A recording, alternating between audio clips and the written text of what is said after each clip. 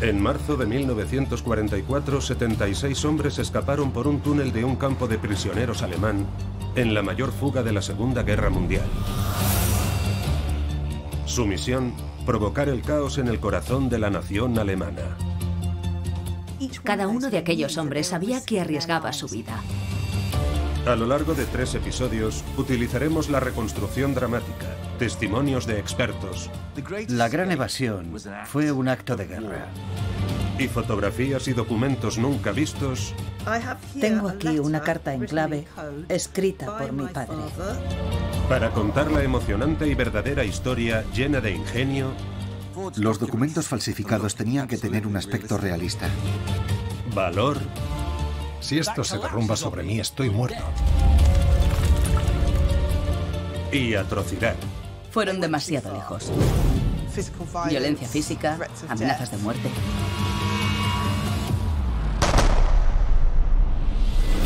En este episodio, revelaremos cómo los prisioneros construyeron 3 enormes túneles. Esta es la tierra original del túnel Harry. Esta misma. Y prepararon a 200 hombres para la fuga. El plan era impresionante en su ambición y magnitud. Esta es la verdadera historia de una de las fugas más audaces de la Segunda Guerra Mundial. Esta es la Gran Evasión. La Gran Evasión. La historia verdadera. Marzo de 1942. En el interior de un bosque, en el extremo oriental de Alemania, se había construido un nuevo campo de prisioneros de guerra. El campo que estamos viendo es Stalag Luft 3, y Luft significa aire. Así que eso nos da una pista sobre el tipo de prisioneros retenidos. Son aviadores. El ejército cuidaba de los capturados de las tropas de tierra y la Luftwaffe de los aviadores derribados.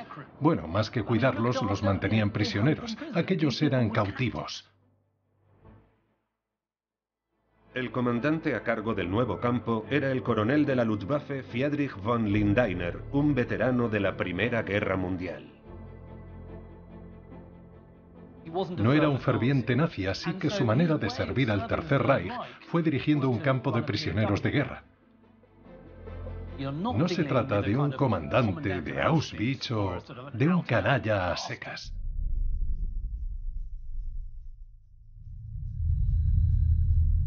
Los primeros prisioneros de Lindeiner, la mayoría en la veintena, llegaron unas semanas después. Entre ellos estaban los pilotos Tom Kirby Green y Roy Langlois. Mi padre, Roy y Tom Kirby Green fueron de los primeros en llegar a Stalag Luft 3. Así que se conocieron desde el principio y enseguida se hicieron muy amigos.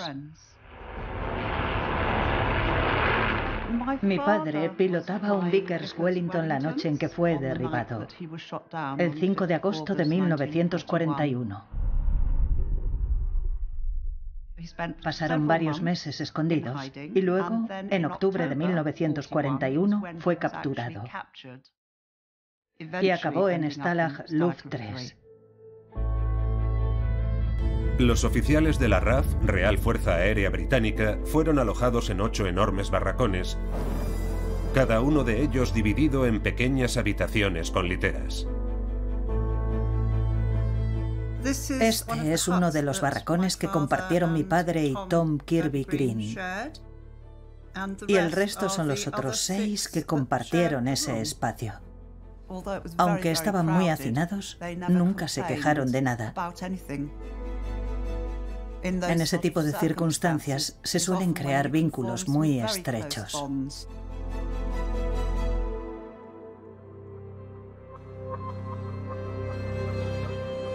Tanto Kirby Green como Langlois habían participado en organizaciones de fuga en su anterior campo de prisioneros. Pero escapar de Stalag Luft 3 sería aún más difícil. Stalag Luft 3 fue diseñado y construido para albergar a los prisioneros que tenían tendencia a intentar escapar.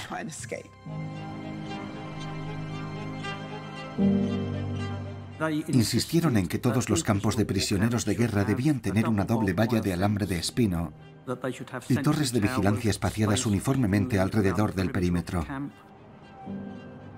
Además de eso, tenían a sus propios matones, que eran los guardias que patrullaban con perros.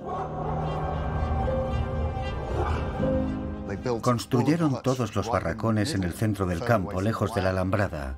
Se edificaron sobre pilotes, así que en lugar de estar directamente sobre el suelo, invitando a los prisioneros a hacer un túnel, se colocaron unos 30 centímetros por encima de la superficie.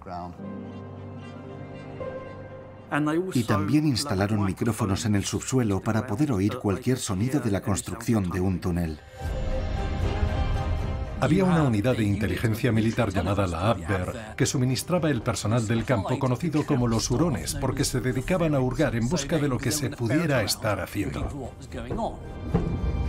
Pero el mayor disuasivo de todos era el tipo de suelo sobre el que se construyó el campo. Se suponía que era prueba de fugas. Estaba construido sobre arena para que no se pudieran hacer túneles. Quien haya tratado de construir un túnel en la playa sabe que es imposible.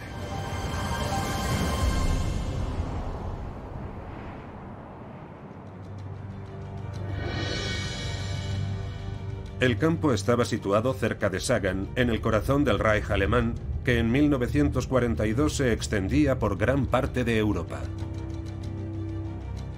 Las cosas marchaban bastante bien para la Alemania nazi. Tenían la guerra relámpago. Había caído Polonia, partes de Escandinavia, Francia y los Países Bajos. Y creo que eso les había dado una enorme confianza. Para volver a casa, un fugado tendría que atravesar cientos de kilómetros de territorio controlado por Alemania y llegar a un país neutral como Suiza, España o Suecia. Pero nada de aquello fue un impedimento para evasores comprometidos como Tom Kirby Green y Roy Langlois. Tan pronto como llegaron al nuevo campo, ambos se unieron a la organización de fuga secreta. El Comité X era esencialmente el comité que había dentro de cada campo para organizar las fugas y llevar a cabo el trabajo de inteligencia. Se consideraba que lo correcto era atacar al enemigo de alguna manera. Y por supuesto lo fomentaban los oficiales británicos veteranos en todos los campos, porque era una actividad que mantenía a aquellas mentes jóvenes e inteligentes ocupadas. Con el equipo constituido, el comité de fuga pronto organizaría la primera evasión exitosa de Stalag Luft 3.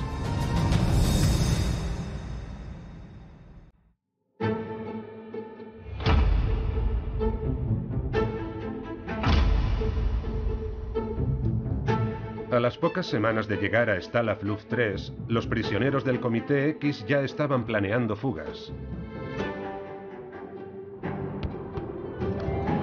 Era algo extraordinario, ya que la vida de estos oficiales de aviación bajo el mando de la Luftwaffe era relativamente confortable.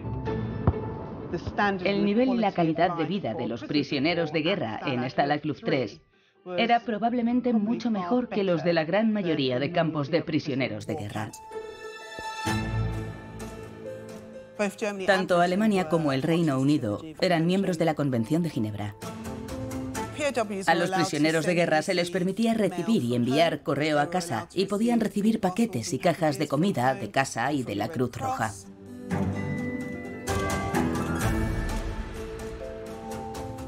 Tenían equipación deportiva, tenían biblioteca, a veces organizaban proyecciones de películas, se construyó un teatro y podían representar funciones. Así que la vida podía ser bastante buena si querías pasar toda tu vida en un campamento de vacaciones. Creo que la comparación entre un lugar como Stalag Luft 3 y una especie de internado para menores de edad en algún lugar perdido del Reino Unido es perfecta. Tienes un personal de campo de avanzada edad que cuida del grupo bullicioso de jóvenes con educación privada. Es un gran mito que todos los prisioneros de guerra quisieran escapar. De hecho, solo una tercera parte de los prisioneros deseaba participar en actividades de fuga de cualquier tipo.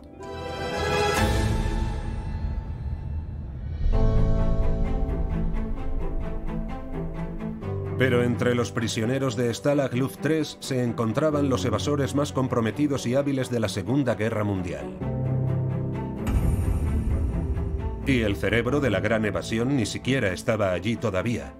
Permanecía huido en la Europa ocupada.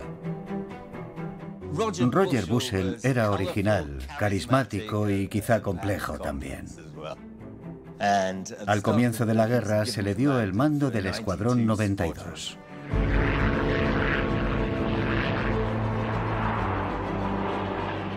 Entraron en combate por primera vez el 23 de mayo de 1940, cubriendo la retirada de Dunkerque.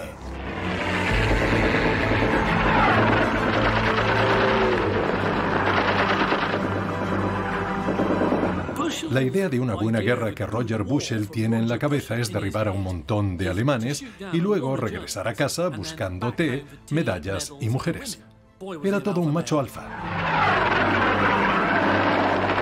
Pero en su primer día de batalla, Roger Bushell fue derribado en un combate aéreo.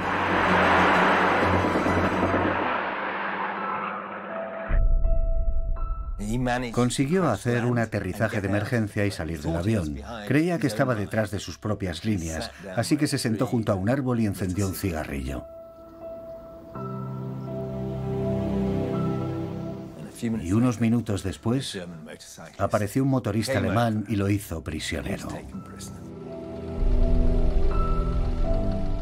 Lo que no contempla la guerra de Bushell es ser derribado en su primer día de operaciones. Así que se trata de un hombre desesperado por hacer una buena guerra. Y si no puede hacer una buena guerra en el aire, hará una buena guerra en tierra o incluso bajo tierra. En mayo de 1942, Bushell se había fugado 2 veces. La primera llegó hasta la frontera suiza antes de volver a ser capturado. La segunda había huido de un tren que lo transportaba a un nuevo campo y seguía fugado. Durante 7 meses se escondió con una familia, los Seidhamel, en la Praga ocupada por los nazis, donde tuvo un romance con la hija, Blagina. Blagina quería que él se comprometiera a casarse con ella después de la guerra.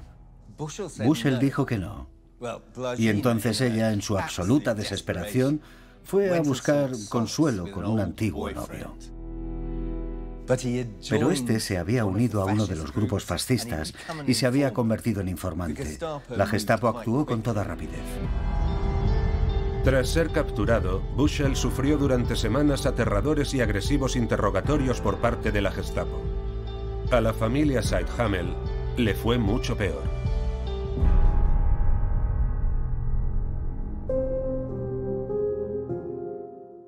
Blagina Seidhamel, su padre y su hermano, junto con otros 60 checos. Muchos de ellos, miembros de la resistencia, fueron fusilados. Bushell se enteró de lo sucedido y aquello lo cambió todo. Había visto a los nazis de primera mano y ahora las personas que le habían dado refugio estaban todas muertas. Hasta entonces, Bushell había recibido un trato humano por parte de los guardias de la Luftwaffe. Pero ahora había visto el verdadero corazón oscuro del régimen nazi.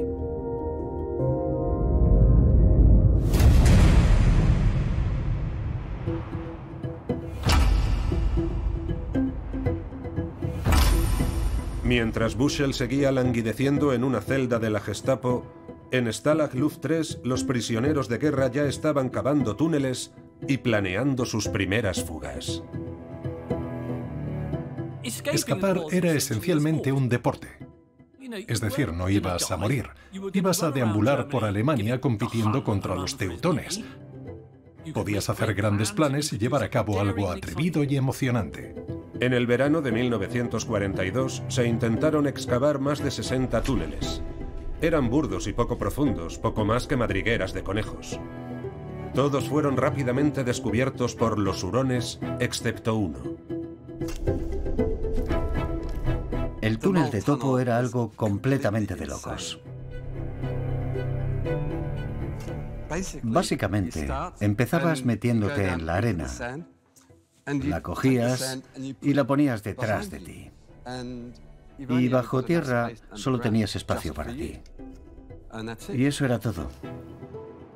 Hacías un pequeño agujero en la superficie para conseguir un poco de aire. Pero, amigo, imagina estar bajo tierra un par de días. ¿Harías algo así?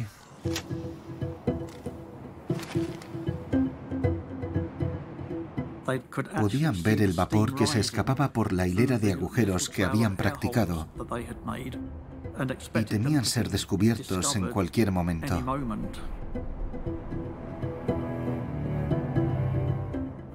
Pero no sucedió así. Y cuando se hizo de noche, cavaron la salida del túnel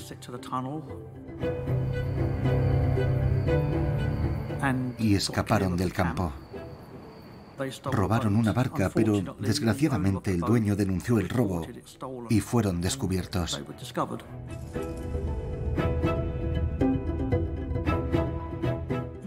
En la otra fuga espectacular de aquel verano participaron un irlandés llamado Toft y un estadounidense del escuadrón Eagle llamado Nichols, a plena luz del día, bajo una serie de elaboradas distracciones.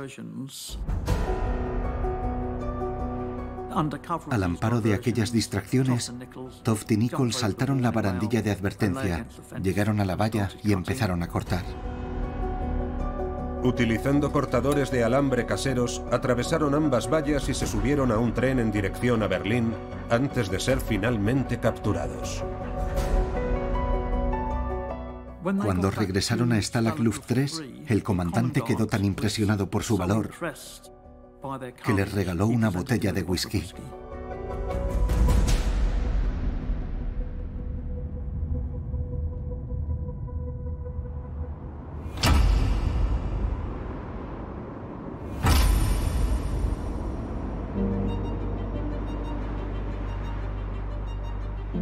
Roger Bushell llegó a Stalag Luft 3 después de pasar 3 meses en manos de la Gestapo. Bushell ingresa en Stalag Luft 3 con una misión. Es un hombre que está allí para escapar. No estaba allí de brazos cruzados para contemplar el final de la guerra. Bushell jamás se planteó que para él había terminado, ni por asomo había terminado. También había razones personales. Estaba enamorado. Estaba enamorado de Lady Georgiana Mary Curson, con quien estuvo a punto de casarse a mediados de los años 30. Ella había reavivado esa relación a través de cartas que le enviaba a Stalag Luft 3, y no creo que haya ninguna duda de que, aunque Bushell era un líder militar, también se dejaba llevar por grandes pasiones. La Gran Evasión fue una historia de amor, además de una historia de guerra. Pero poco después de la llegada de Bushell, los planes de fuga sufrieron un grave contratiempo. 100 prisioneros de guerra, entre ellos muchos de los evasores más comprometidos, fueron trasladados a un campamento del ejército. A Bushell le fue otorgado el mando y reconstruyó el comité de fuga. Gran X, como se le conocía ahora, llevó la planificación de fuga a un nivel completamente nuevo. Bushell ideó llevar la actividad de evasión a un nivel industrial. Y su plan fue impresionante en su ambición y magnitud. La idea primordial de Bushell era acabar con el amateurismo. Este iba a ser un verdadero comité de fuga, con intentos de evasión adecuados y realistas. Bushell anunció que se iban a construir 3 grandes túneles de forma simultánea y sacar a centenares de prisioneros de guerra en una sola noche en la mayor fuga de la historia. Pensó que al cavar 3 túneles engañaría a los alemanes. Podrían descubrir uno y sospechar que había otro, pero nunca pensarían que había un tercero. Esa fue la idea básica que había detrás del plan de Tom, Dick y Harry. Cada túnel tendría 9 metros de profundidad para que el ruido de la excavación no fuera captado por los micrófonos alemanes y hasta 100 metros de longitud para llegar a la cobertura del bosque. En pocas palabras, el plan de Bushel era provocar el caos. Pensó que sacando de allí a muchos hombres comprometería los recursos alemanes. Era un plan realmente ambicioso. ¿Por qué no fastidiar a los alemanes? Saquemos a muchos hombres y provoquemos el caos. Hagámoslo.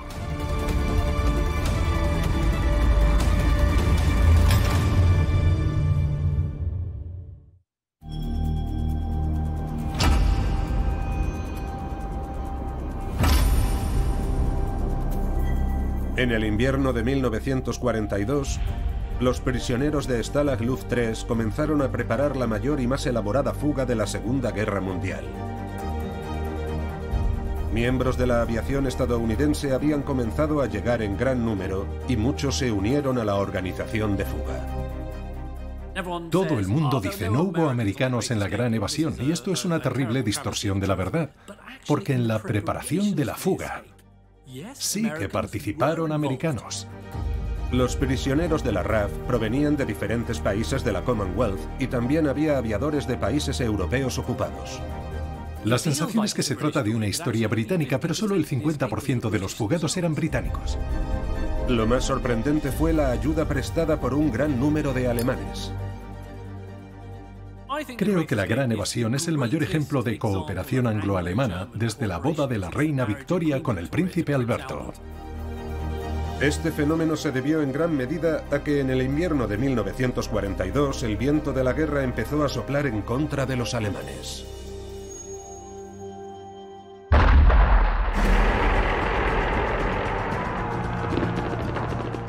En el norte de África, la segunda batalla del Alamein se convierte en una victoria aliada decisiva. Churchill se muestra eufórico y pronuncia su famosa frase: «Esto no es el fin, ni siquiera es el principio del fin. Pero quizás sea el fin del principio».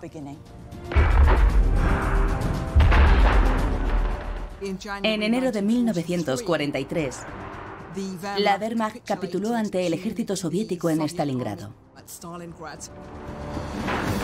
Fue un desastre colosal para la Alemania nazi. Por primera vez se veían obligados a reconocer públicamente que habían perdido una batalla en la Segunda Guerra Mundial. 100.000 alemanes murieron en el campo de batalla o víctimas del frío, y otros 100.000 fueron hechos prisioneros.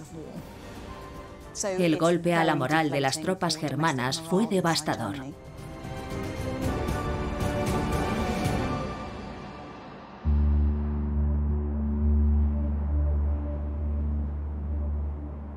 Muchos de los miembros del personal del campo se dieron cuenta de que la victoria germana ya no era necesariamente inevitable y empezaron a cubrirse las espaldas ayudando a los prisioneros de diferentes maneras.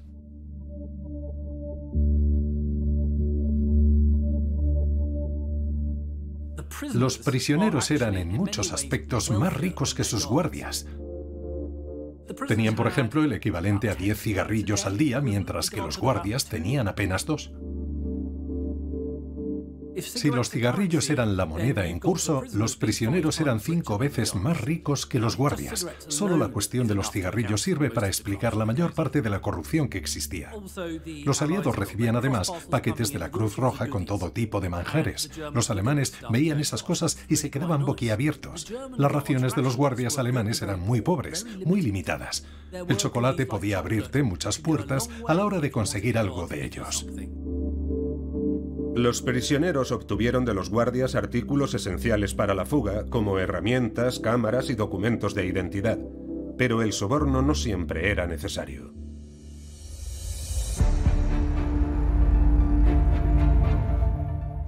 Había algunos alemanes en el campo que estaban contra los nazis y prestaban ayuda de buen grado a los prisioneros y a su causa. Ellos fueron los que suministraron a Bushel información de inteligencia. El más destacado fue un hombre llamado Eberhard Hess. Hess lo hacía por razones ideológicas.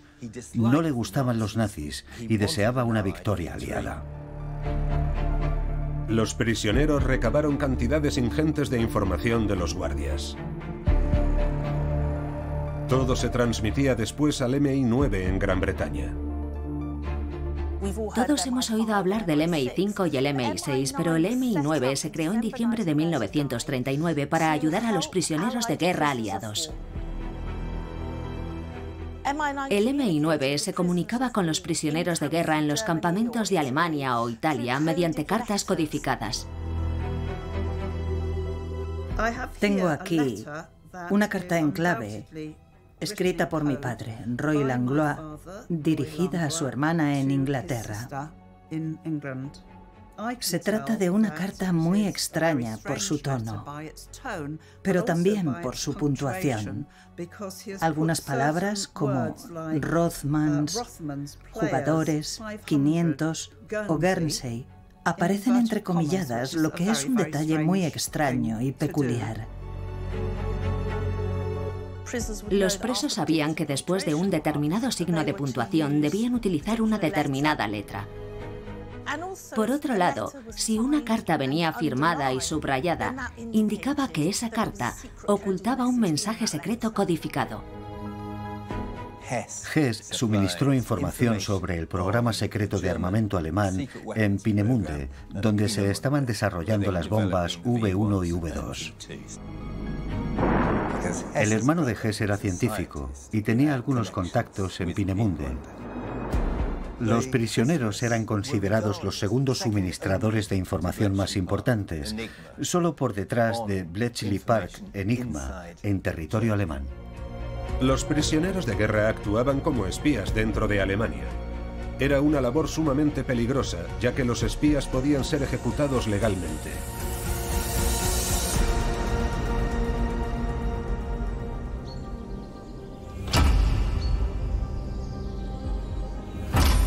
La excavación de los túneles no pudo iniciarse hasta la primavera de 1943.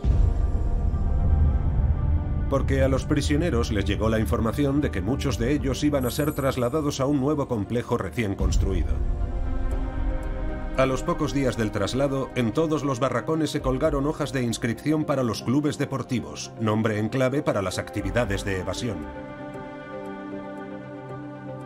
Porque ahora se necesitaban cientos de voluntarios.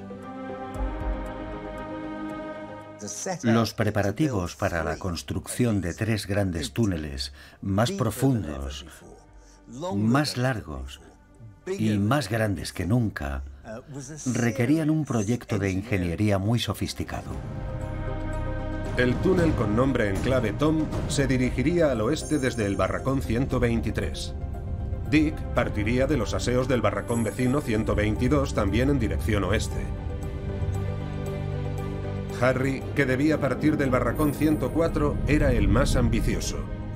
Su entrada estaría debajo de la estufa del barracón y pasaría por debajo del bloque de aislamiento del refrigerador antes de llegar al bosque a más de 100 metros de distancia. Los barracones estaban construidos sobre pilotes, por lo que no era nada sencillo entrar en un túnel sin ser observado. Pero se dieron cuenta de que las estufas de leña tenían que colocarse sobre pilares para poder soportar su peso. Los cimientos de los barracones se han conservado en el bosque. El emplazamiento de Stalag Luft 3 se encuentra hoy en la actual Polonia. Todos los barracones eran de madera, pero todos se apoyaban sobre grandes bloques de hormigón. Aquí se puede ver el pasillo principal.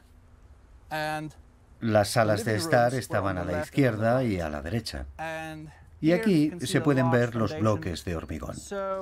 Los prisioneros retiraron una de las estufas situada aquí y empezaron a horadar a través de los cimientos.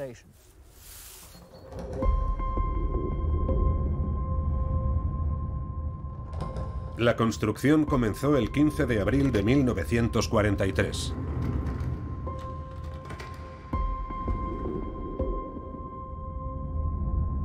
Los prisioneros utilizaron picos y cinceles para abrirse paso laboriosamente a través del sólido hormigón.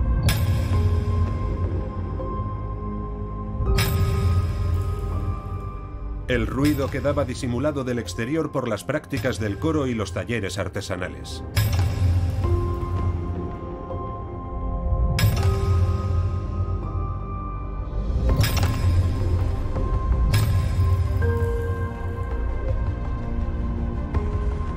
A continuación había que excavar un pozo vertical de 9 metros de profundidad a través de la arena. La arena era fácil de excavar, pero difícil de ocultar.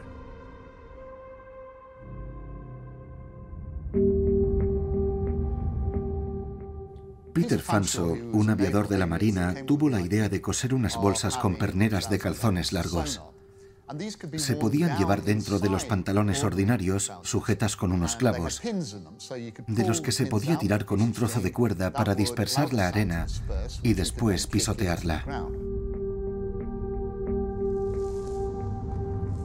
Los prisioneros realizaban muchas labores de jardinería en el complejo. Los hombres que transportaban la arena recibían el nombre de pingüinos por su peculiar forma de andar, arrastrando los pies. La llevaban allí y la esparcían por los jardines o por el campo de fútbol durante los partidos. De manera que mientras los pingüinos se movían por el campamento, iban dispersando la arena de forma regular.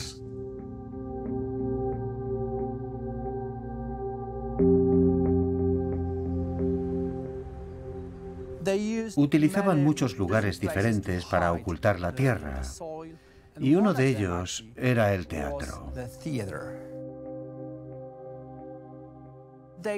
Esparcieron la tierra por debajo del suelo del teatro.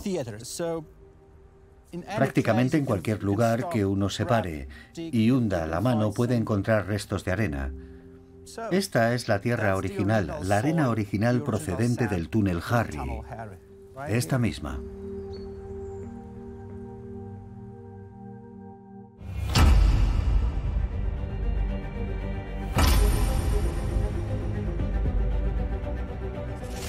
La excavación de los pozos verticales de los 3 túneles llevó 3 semanas.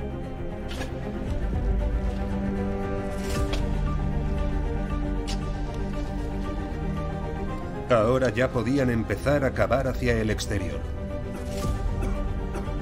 Las condiciones en el interior del túnel eran absolutamente espantosas. Mientras cavaban, tenían que ir pasando todo el escombro al hombre que estaba detrás y permanecían allí durante horas. También usaban lámparas con grasa animal. El ambiente era tórrido, claustrofóbico, peligroso y muy incómodo. Otro de los problemas, debido a que las raciones de comida eran relativamente escasas y pobres en fibra, era que tenían el intestino muy suelto. A menudo no podían evitar tener que hacer sus necesidades allí mismo.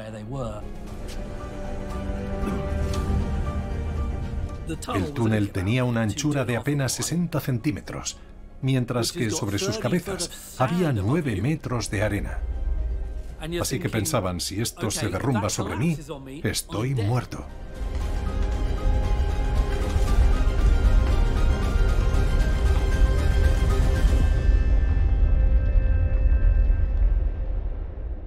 Para evitar el derrumbamiento, necesitaban apuntalar los túneles.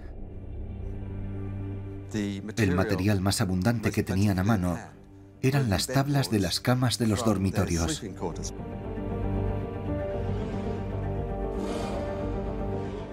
La historia que contaron a los alemanes era que como hacía mucho frío y no tenían suficiente madera para la estufa, habían tenido que quemar las tablas de los somieres para calentarse, y los alemanes, por fortuna, se lo creyeron.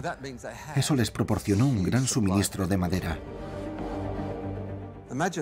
Cortaron las esquinas de las tablas y para ensamblarlas entre sí, idearon un sistema a base de lengüetas y ranuras como este. Como se puede ver, una vez ensambladas todas las partes se obtiene una estructura bastante fuerte. Pero la construcción de los túneles era solo una parte de la operación. Se necesitaba además una gran cantidad de equipamiento para que los 200 prisioneros implicados en la fuga tuvieran alguna posibilidad de éxito. Montaron pequeños talleres en diferentes barracas para fabricar material. Si querían llevar a buen puerto la fuga, necesitaban documentos que pareciesen auténticos. Y esos documentos llevaban sellos oficiales, así que los prisioneros utilizaron los tacones de los zapatos para recortar el diseño del sello. Y esos sellos estaban muy logrados. También había que asegurarse de que los fugados no llevaran solamente su uniforme de la RAF, por ejemplo, y proporcionarles una indumentaria adecuada. Pusieron en marcha toda una industria para producir todo lo que necesita un hombre durante su vida, con el fin de equiparle y darle la mejor oportunidad de éxito.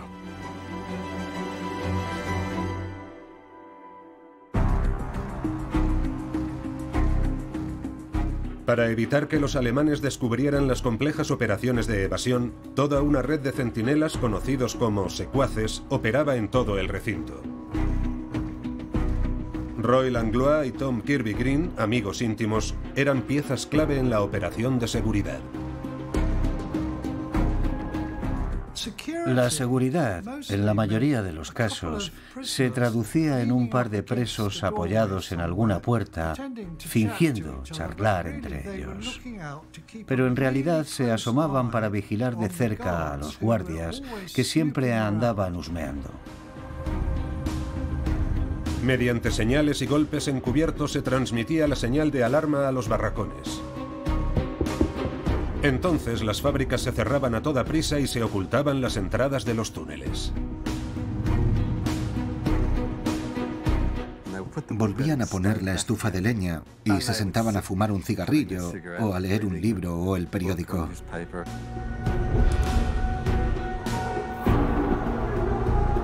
Y si los alemanes entraban, lo encontraban todo perfectamente normal. Era un sistema tremendamente ingenioso. Pero a pesar de todas las precauciones, la fuga pronto se enfrentaría al desastre.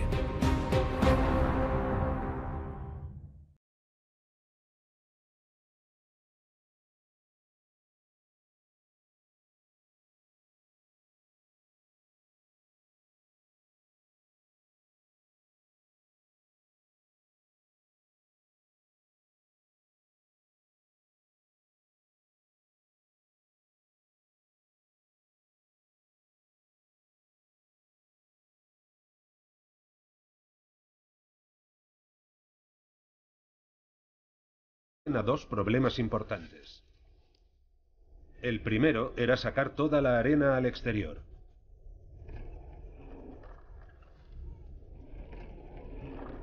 Lo solventaron mediante un ingenioso carro que se movía sobre raíles del que tiraban de uno a otro extremo del túnel.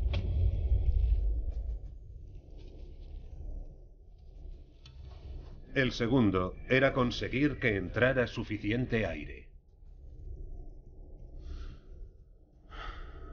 En un túnel largo el aire se vuelve viciado y en el interior hace un calor terrible. Aunque pueda parecer que la tierra va a estar húmeda y fría, lo cierto es que el calor corporal genera una atmósfera realmente tórrida. Tenían que asegurarse de contar con un suministro de oxígeno en el extremo del túnel. Pero ¿de dónde podían sacar el aire?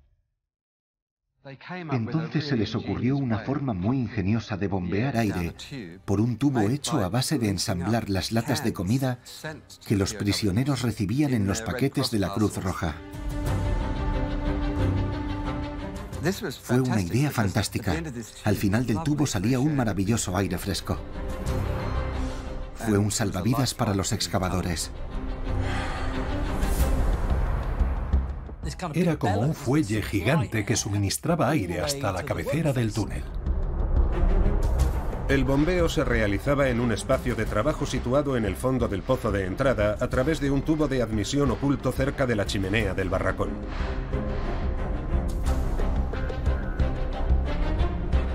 Las condiciones de los excavadores también mejoraron cuando instalaron una fuente de luz eléctrica, sirviéndose de materiales robados de los barracones y conectándose de forma clandestina a la red eléctrica del campo.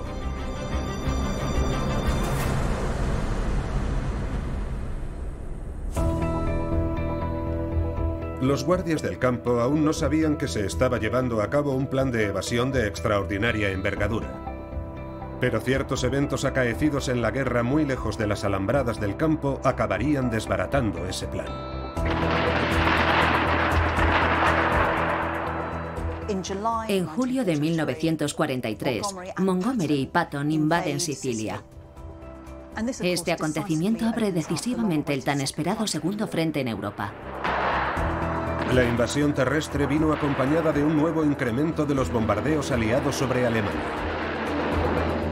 La RAF y la Fuerza Aérea estadounidense bombardearon sin cesar una ciudad alemana tras otra. El aluvión constante de bombarderos sobre cielo alemán trajo consigo la pérdida de más tripulaciones aéreas aliadas y aumentó la presión dentro de los campos de prisioneros. La afluencia masiva de tripulaciones aéreas derribadas a Stalag Luft 3 obligó al comandante a ampliar el campo. Los prisioneros se enteraron de sus planes en agosto de 1943.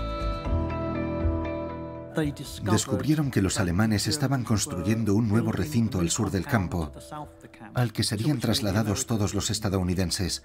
El comité de fuga consideró que el traslado de los americanos sería una pérdida terrible. Así que decidieron clausurar el trabajo en Harry y Dick y concentrarse en el tercer túnel.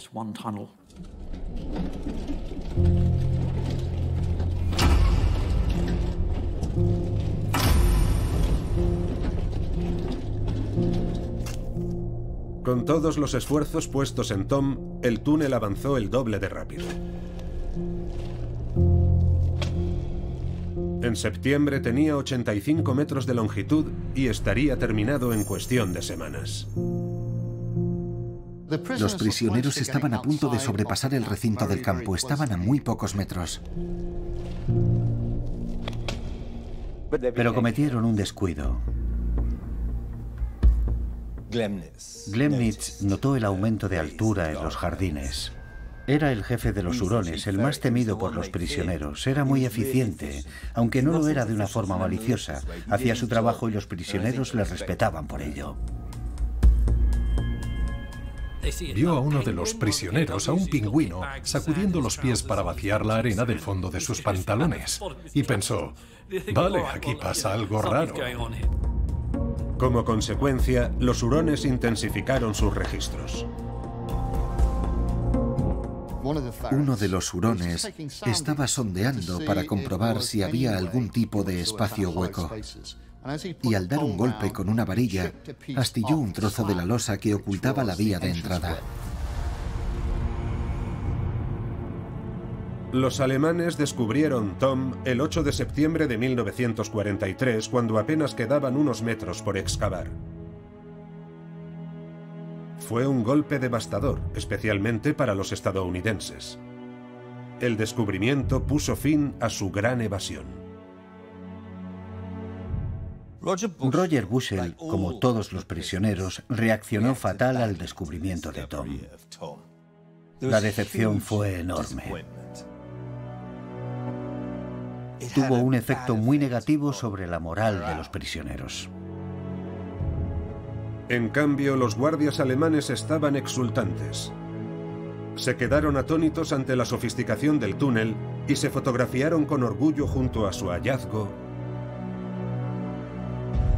sin saber que había otros dos túneles prácticamente excavados justo bajo sus pies. La gran evasión no estaba ni mucho menos acabada.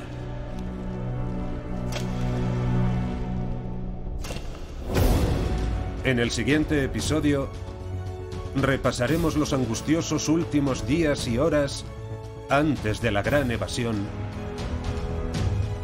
cuando una serie de desastres echaron por tierra el audaz plan de los prisioneros.